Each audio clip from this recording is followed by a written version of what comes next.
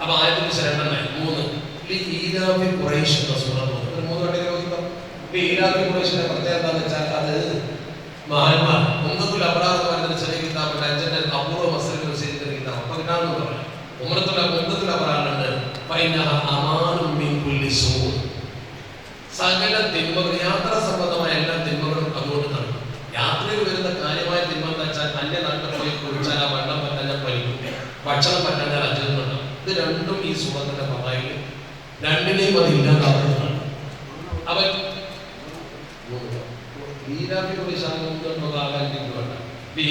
സൂറത്ത് മനസ്സിലായത് സൂറത്തുൽ ഖുറൈശ് ഈലാഫി ഖുറൈശ് എന്ന് പറഞ്ഞാൽ ഈലാഫി ഖുറൈശ് അത് ഓതിയാൽ ഭക്ഷണം എണ്ണ സംബന്ധമായ എന്തെങ്കിലുമൊക്കെ ദോഷവശങ്ങൾ വരാനുണ്ടെങ്കിൽ അത് തടുക്കുന്നതാണ്. 3. 4ാമത്തേത് വീട്ടുകാരോടും ബന്ധുക്കളോടും മുഴുവൻ യാത്ര പറയും. എല്ലാവരും യാത്ര പറയും. എങ്ങനെ യാത്ര പറയാം? മനാസിക്കിന്റെ പുസ്തകം അങ്ങനെ എഴുതിയിരിക്കുക.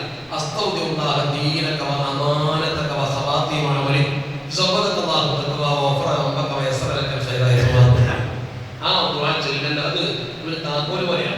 താക്കോലിന് പല്ല് കുട്ടിയെ ശരിയാവില്ല എന്നാ പറയാം. അതെന്നെ ചെല്ലണം. അത് യാത്ര അയക്കുന്നവന് യാത്ര പോകുന്നു. വളരെ പ്രധാനം. ആ യാത്ര ചൊല്ലിപ്പോയാൽ പഠിച്ചവന്റെ കാവലിലാണ് വേണ്ട. അതിന് ഒരുപാട് സംഭവങ്ങളുണ്ട്. ഉദ്ധരിച്ച് ഒരുപാട് സംഭവം അതൊന്നും ഞാൻ പറയുന്നില്ല. പറയുമ്പോൾ നമുക്ക് അതിന്റെ ഗൗരവം തോന്നും. നിങ്ങൾ മനസ്സിലാക്കിയാൽ മതി. 4 കാര്യം. 5 വീട്ടിന്റെ പടി ഇറങ്ങുന്ന സമയത്ത്, വീട്ടിൽ നിന്ന് പുറത്തേക്ക് ഇറങ്ങുന്ന സമയത്ത് ബിസ്മില്ലാഹി തവക്കൽതു അലല്ലാഹി ലാ ഹൗല വലാ ഖുവത ഇല്ലാ ബില്ലാഹ് ഈ ദിക്ർ ചൊല്ലുക. ബിസ്മില്ലാഹി തവക്കൽതു അലല്ലാഹി ലാ ഹൗല വലാ ഖുവത ഇല്ലാ ബില്ലാഹ്. ഈ 5 കാര്യങ്ങൾ ചെയ്താൽ രക്ഷപ്പെടും. അവസാനത്തെ ദിക്ർ നിങ്ങൾ ചൊല്ലുന്നതോടെ ആകാശത്തിൽ മലക്ക് വിളിച്ചു പറയും, നീ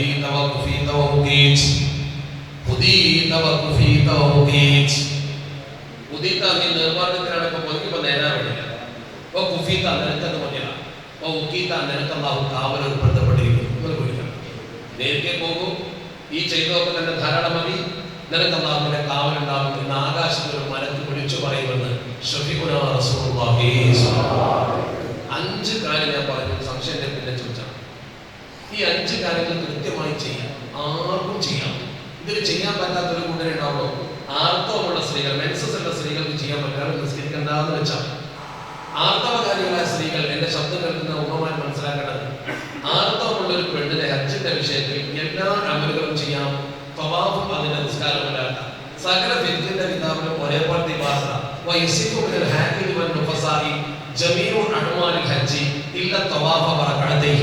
എല്ലാ ഫിഖിന്റെ കിതാബിന്റെയും വാർത്ത. ആ പറഞ്ഞതിന്റെ അർത്ഥം ഹൈദോ നിവാസവും ഉള്ള പെണ്ണിന് ഹജ്ജിന്റെ എല്ലാ കർമ്മങ്ങളും ചെയ്യാം. പക്ഷെ തവാഫ് ചെയ്യാൻ പറ്റില്ല. പള്ളിയിൽ കിടക്കണം. അപ്പൊ തവാഫ് കിടന്നാൽ നമസ്കാരം പറ്റില്ല.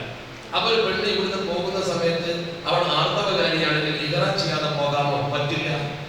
ഇഹ്റാം ചെയ്തു പോകണം. എന്താ കാരണം? മക്കയിലേക്ക് നുസുക്ക് ലക്ഷ്യമാക്കി ചെല്ലുന്ന ഒരാൾ മീഖാത്തിന്റെ മുകളിലൂടെ പോകുമ്പോൾ മീഖാത്ത് ഇഹ്റാം ചെയ്യാതെ കടക്കാൻ പാടില്ല. അപ്പൊ ഇഹ്റാം ചെയ്ത് തന്നെ പോകണം. ഇഹ്റാം ചെയ്ത് മക്കത്ത് ചെന്ന് അവർ എന്നാണോ ശുദ്ധിയാകുന്നത് അന്ന് കുളിച്ച് വേറെ ഇഹ്റാം ചെയ്യാതെ അങ്ങനെ തന്നെ പോയി തവാഫ് സൈൻ ചെയ്യാം. ഒപ്പമുള്ളവർ തവാഫ് സൈൻ ചെയ്യുമ്പോൾ ഇവർ പള്ളിയിൽ പോകേണ്ട, ശുദ്ധിയായിട്ട് പോയാൽ മതി. കുളിച്ച് ഉത്തരവിടുക. വിശദീകരണം പിന്നെ പറയാം. അപ്പൊ ചുരുക്കത്തിൽ ഈ 5 കാര്യങ്ങൾ നമ്മൾ ചെയ്ത് വീട്ടിൽ നിന്ന് ഇറങ്ങി. വീട്ടിൽ നിന്ന് ഇറങ്ങുമ്പോൾ വലത്തെ കാലിലെ ഇടത്തെ കാലം വെക്കൽ സുന്നത്ത്. ഷാഫി മദ്ഹബിൽ അങ്ങനെ, മാലിക്കി മദ്ഹബിൽ വലത്തെ കാലം വെക്കാൻ ഒരു അഭിപ്രായമുണ്ട്. പക്ഷെ നല്ലത് ഇടത് കാലം വെക്കല. പള്ളിക്ക് കയറുമ്പോൾ വലത്തെ കാല്, പള്ളിയിൽ നിന്ന് ഇറങ്ങുമ്പോൾ ഇടത്തെ കാല്, വീട്ടിൽ കയറുമ്പോൾ വലത്തെ കാല്, വീട്ടിൽ നിന്ന് ഇറങ്ങുമ്പോൾ ഇടത്തെ കാല്. ഇപ്പൊ പെട്ടെന്ന് ചോദിക്കാനും എഴുതിയിട്ട് ഒരു നല്ല കാര്യത്തിനല്ലേ പോണത്, ഹജ്ജിനൊക്കെ ഇല്ല, അപ്പൊ വലത്തെ കാലിലെ വെക്കേണ്ടത്. അപ്പൊ വീട്ടിൽ നിന്ന് വേറെ സമയത്ത് നിങ്ങൾ ഇറങ്ങാൻ തമ്മാടിത്തത്തിന് നല്ലതൊന്നല്ലേ? അപ്പൊ മൊത്തത്തിൽ നിങ്ങൾ വീട്ടിൽ നിന്ന് ഇറങ്ങുമ്പോൾ ഇടത്തെ കാലം വെച്ചാൽ മതി. വീട്ടിൽ കയറുമ്പോൾ വലത്തെ കാലം. പിന്നെ വാഹനത്തിൽ കയറുമ്പോൾ വലത്തെ കാലം വെച്ചിട്ടുണ്ട്. എന്നിട്ട് വാഹനത്തിലേക്ക് പുറത്തിറങ്ങി നിന്നിട്ട് വീട്ടിന്റെ പുറത്തിറങ്ങി നിന്നിട്ട് സ്വതക്കം കൊടുക്കുന്ന സുന്നത്തുണ്ട്. പിന്നെ അത് കഴിഞ്ഞാൽ നിങ്ങൾ വാഹനത്തിൽ കയറുമ്പോൾ നിങ്ങൾ ചെല്ലുക സുബ്ഹാനല്ലാഹി സക്കറാത്ത് ഞാൻ പറയണല്ലോ. പിന്നെ ചില സ്ഥലത്ത് കൂട്ടവാദം കൊടുക്കുന്നുണ്ടാവും. ആ വാദം കൊടുക്കൽ ഹജ്ജുമായി ബന്ധമുള്ള സംഗതിയല്ല. അത് വാങ്ങി ഇക്കാമത്തിന്റെ മസലിലേക്കാവും. ചിലർ ചോദിക്കും, ഈ ഹജ്ജിന്റെ മസലിൽ എവിടെയും വാങ്ങി ഇക്കാമത്ത് കൊടുക്കുന്നത് ഉണ്ടാവില്ലല്ലോ. അത് വാങ്ങും ഇക്കാമത്തും സുന്നത്തുള്ള സ്ഥലം പറഞ്ഞ കൂട്ടത്തിൽ ആ ബാബിൽ ഉണ്ടാകും. സ്വാഭാവികമായി പ്രസവിച്ച കുട്ടിയുടെ ചുവട്ടിൽ മുസാഫിരി, യാത്രക്കാരന്റെ പുറകിൽ വാങ്ങി ഇക്കാമത്തും സുന്നത്ത് അതിനാണ് കൊടുക്കുന്നത്. അത് സുന്നത്തുള്ള കാര്യം, ഹജ്ജുമായി ബന്ധപ്പെട്ടതല്ല. യാത്ര പോകുന്നവന് യാത്രയൊക്കെ ചെയ്യേണ്ടതാണ്. വേണമെങ്കിൽ ചെയ്യാം, ഇല്ലെങ്കിൽ വേണ്ട. നിങ്ങൾ വാഹനത്തിൽ കയറി, ഇപ്പൊ നമ്മളൊക്കെ വീട്ടിൽ നിന്ന് ഇറങ്ങി വാഹനത്തിൽ കയറി പോകുന്നു ഹജ്ജ് ക്യാമ്പിൽ.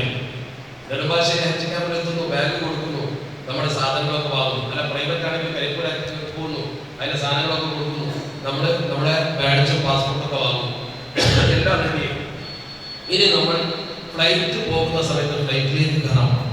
ഫ്ലൈറ്റിലേക്ക് കയറാൻ പോകുമ്പോൾ ഇഹ്റാം ചെയ്യാം. ഇഹ്റാം ചെയ്യാൻ എന്താ? ഹജ്ജിന് വേണ്ടി ഒരുങ്ങലാണ്, അല്ലെങ്കിൽ ഉംറയ്ക്ക് വേണ്ടി ഒരുങ്ങലാണ്. നിസ്കാരത്തിന് വേണ്ടി തെക്കുതൽ കിട്ടുമ്പോൾ പക്ഷെ അവിടെ കെട്ടലില്ല, ഒരു നീയത്ത് മാത്രമേ ഉള്ളൂ. നിസ്കാരത്തിന് നമ്മൾ കെട്ടിക്കോണമെന്നില്ല, അങ്ങനെ ചെയ്താൽ മതിയല്ലോ.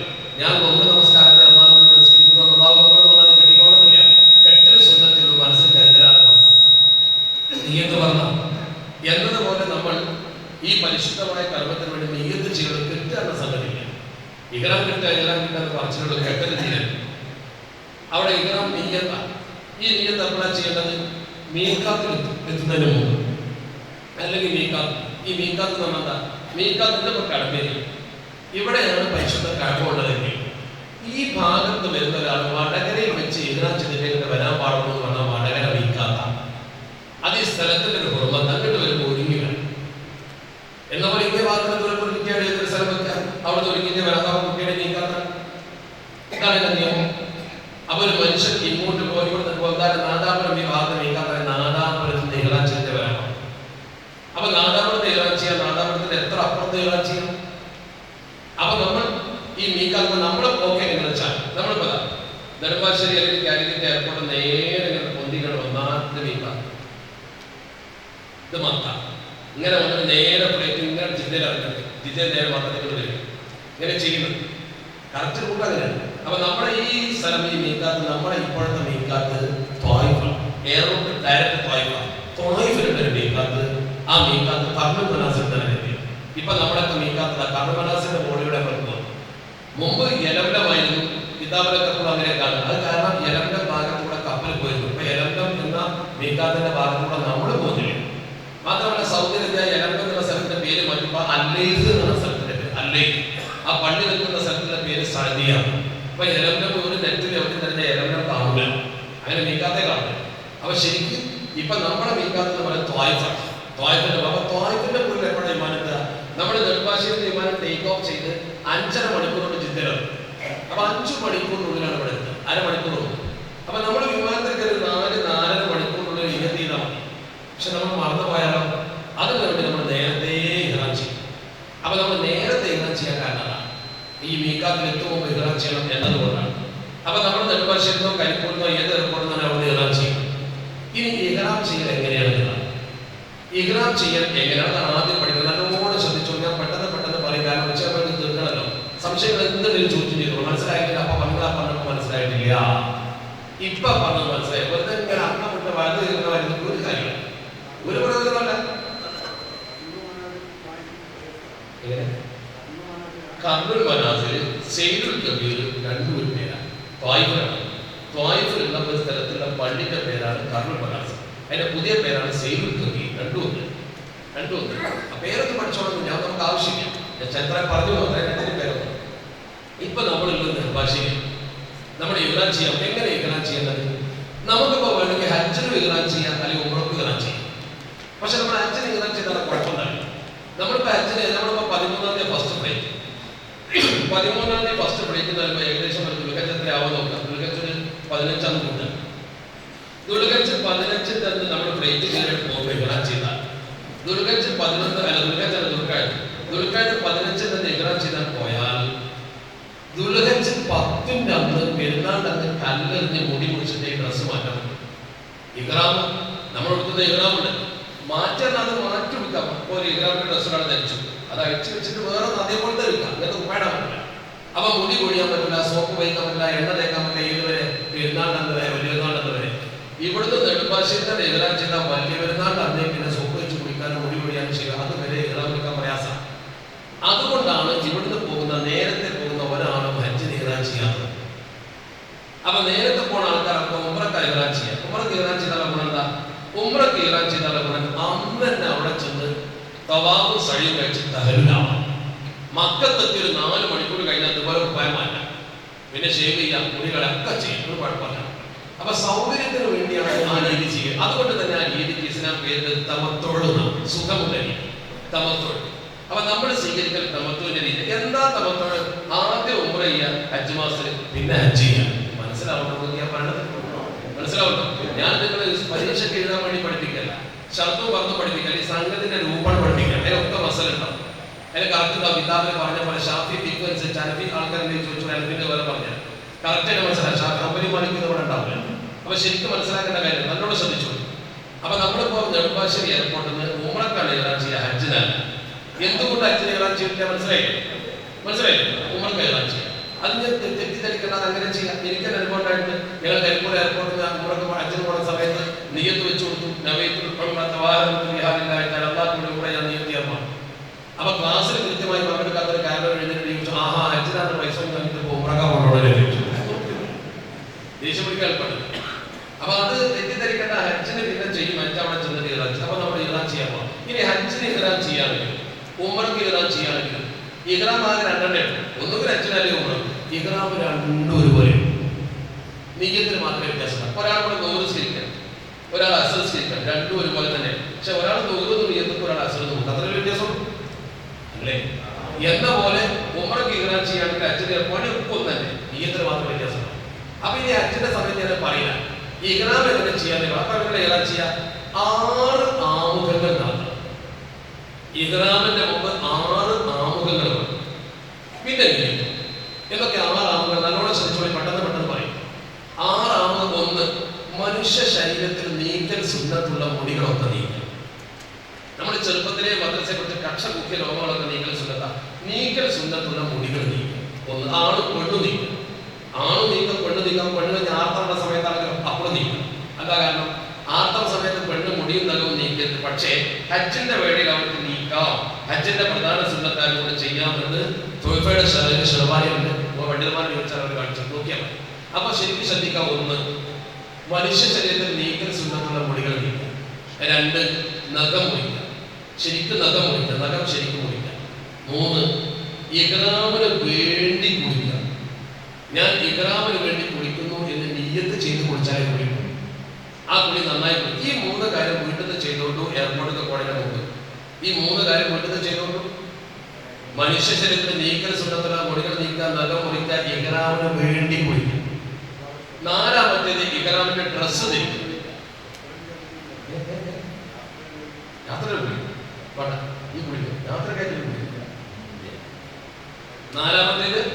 4-മത്തെ ഇഹ്റാമിന്റെ ഡ്രസ്സ് ധരിക്കുക.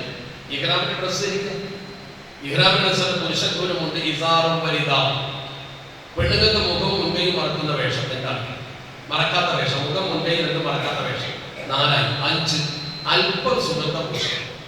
അല്പം സുഗന്ധം പൂശുക. അത് കയ്യിൽ പൂശിയാൽ മതി, അല്ലെങ്കിൽ വേറെ ശരീരത്തിൽ പൂശിയാൽ മതി. വസ്ത്രത്തിൽ പൂശുക. വസ്ത്രത്തിൽ പൂശെടുത്ത് വെച്ചാൽ പിന്നെ അത് സുഗന്ധം ഉണ്ടാകുമ്പോൾ പിന്നീട് ഒരു വസ്ത്രത്തിൽ പൂശണ്ട.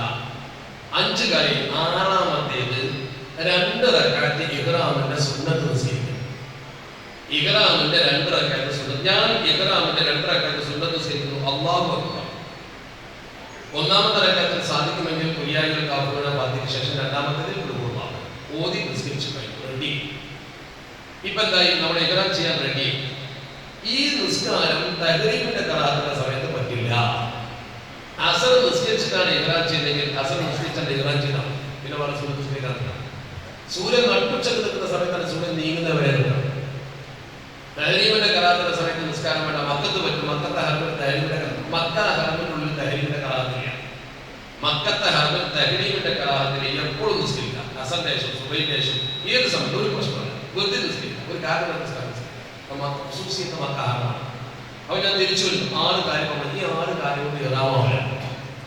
ഈ 6 കാര്യം കൊണ്ട് ഇഹ്റാമാവില്ല. ഇനിയിപ്പോൾ ഒരു സ്ത്രീക്ക് ആർത്തവാണ് സമയം നിസ്കരിക്കാൻ പറ്റില്ല. അവള് നിസ്കരിക്കണ്ട. അവള് ഇഹ്റാം ചെയ്താൽ മതി. ഇനി ഒരാൾക്ക് ഈ 6 കാര്യത്തിൽ 5ഉം ചെയ്തില്ലാണ്ടിരിക്കും. ഒരാൾ 5ഉം ചെയ്തില്ല. ഒരാൾ മുടി കളഞ്ഞതുമില്ല, നഖം മുറിച്ചതുമില്ല, അയാൾ കുളിച്ചതുമില്ല, അയാൾ സുഗന്ധം പൂശിയതുമില്ല, അയാൾ നിസ്കരിച്ചതുമില്ല, അയാൾ വസ്ത്രം ധരിച്ചാൽ ഇഹ്റാം ചെയ്തു. ഒരു കുഴപ്പമില്ല. ഹജ്ജ് ശരിയാവും. ലാക്കിൻ പാത്രത്തിൽ ഫദീലത്തും ശ്രേഷ്ഠത പറയും. അത്തരമുള്ള ഹജ്ജ് കുഴപ്പമൊന്നുമില്ല. ഇപ്പൊ സുന്നത്തിൽ വസ്ത്രം ധരിക്കാതിരിക്കാൻ പറ്റില്ല. വസ്ത്രം കിട്ടുന്ന കാലമൊന്നും. അപ്പൊ ശരിക്കും ശ്രദ്ധിക്കാം. 6 കാര്യം ചെയ്തു. നമ്മളിപ്പോ നെടുമ്പാശ്ശേരി ഈ 6 കാര്യം ചെയ്ത് റെഡിയാ. 3 വീട്ടിൽ ചെയ്തു, 3 അവിടെ ചെയ്തു. 3 വീട്ടിൽ നടത്തിയത് ചെയ്തു, 3 അവിടെ ചെയ്തു. മനസ്സിലാവണ്ടോ? ഇല്ലെങ്കിൽ ഇല്ലാതെ കണ്ടോ? ഉറങ്ങേ വേണ്ട. ഉറങ്ങുന്ന ആൾക്കാരെ ബാക്കിൽ പോയി കൂടെ കുട്ടികളെ ഉറങ്ങിപ്പോയി. ശരിക്കും ശ്രദ്ധിക്കാം. അങ്ങനെ കുടിക്കാൻ അവിടെ കുടിക്കാൻ കുഴപ്പമില്ല. ചിലപ്പോൾ ചില ആൾക്കാർ ദൂരെ നിന്ന് പോകുന്ന ആൾക്കാർ അവിടെ ദിവസം താമസം. അങ്ങനത്തെ ആൾക്കാർ അവിടെ കുടിച്ചാൽ മനസ്സിലായി. ഇവിടെ തന്നെ രാവിലെ ഇറങ്ങി പോകുന്ന ആൾക്കാരുണ്ടാവും. ഇപ്പൊ ഇപ്പൊ ക്യാമ്പിൽ എത്ര സമയം സൗകര്യം കുറച്ചിട്ടു കുളിക്കാന്നുള്ള നമുക്ക് അവിടെ സൗകര്യം കുറച്ചുകൊണ്ട് നേരത്തെ കുളിക്കാനുള്ളൂ. നെടുമ്പാശ്ശേരി ലോഡ്ജിൽ താമസിക്കുക, അല്ലെങ്കിൽ അവിടെ ക്യാമ്പിൽ താമസിക്കുക, അവിടെ കുളിക്കുകയും ചെയ്യുന്നവർക്ക് അവിടെ കുളിക്കാൻ കുഴപ്പമില്ല. ഇവിടെ തന്നെ ചെയ്യുന്നത് സൗകര്യം പോലെ ചെയ്തോ, ഒന്നും മസല്ലമാകല്ല. പിന്നെ അത് കുളിക്കാൻ സൗകര്യം അവിടെ ചെയ്തോ. അവിടെ നിങ്ങൾക്ക് വേണമെങ്കിൽ മുടി കുളിക്കാൻ, നഖം കുളിക്കാൻ, കുളിക്കാനൊക്കെ സൗകര്യം ഉണ്ടാവും. പക്ഷെ അതൊക്കെ ബുദ്ധിമുട്ടായി തിരക്കായി കഴിഞ്ഞാൽ അവരൊക്കെ ബുദ്ധിമുട്ട്. അപ്പൊ വീട്ടിൽ നിന്ന് ചെയ്തു പോയ സുന്നത്ത് കിട്ടിയല്ലോ. ഇനി അത് നഷ്ടപ്പെട്ടു പോയ സുന്നത്തല്ലേ പോകുള്ളൂ. അത് ചില അല്ല, നിങ്ങൾ 12 എത്തിയിട്ട് 13 പോകുന്നെങ്കിൽ 13 രാവിലെ ചെയ്താൽ മതി. മനസ്സിലായില്ലേ? അത് ഇവിടുന്നല്ലേ, അവിടുന്നൊക്കെ പോയ ആൾക്കാർ അന്ന് തന്നാൽ മതി.